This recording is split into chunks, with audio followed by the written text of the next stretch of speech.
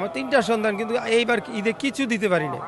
তাহলে আমি মোহাম্মদ আজিজুল্লাহ, সুপার জনগণ দাখিল মাদ্রাসা।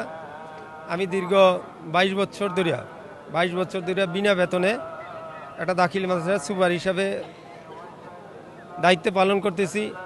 আমার প্রায় 17 জন শিক্ষক, তারা বিনা বেতনে কাজ করে আজকে তারা নিঃস্ব। আজকে আমরা এমন অবস্থায় চলে গেছি, আমাদেরকে মানুষ বাকি দেয় না, আমাদের মানুষ বিশ্বাস করে না। আমরা আজকে শিক্ষা নামে কলঙ্ক, কারণ আমরা জাতিকে শিক্ষা দিচ্ছি, কিন্তু আমাদের সন্তানদেরকে আমরা কিছু দিতে পারতেছি না। দেখেন, আমার মেয়েটা ইন্টার কমপ্লিট করছে, আমার 3টা সন্তান, কিন্তু এইবার ঈদে কিছু দিতে পারি না। তাহলে দেখেন কত কষ্টে আছি। বিদায় না টিকতে পেরে আজকে আমরা বহু আন্দোলন করছি। আপনারা জানেন যে প্রেস ক্লাবে আমরা দীর্ঘ 68 দিন আন্দোলন করছি। আমাদের সরকার প্রতিশ্রুতি দিচ্ছে, ইন্টারিম গভর্নমেন্ট সরকার, এবং স্কুল কলেজের আবেদন নিছে, মাদ্রাসা কারিগরির আবেদন নেওয়ার পরে সেটাকে বন্ধ করে দেওয়া হয়েছে।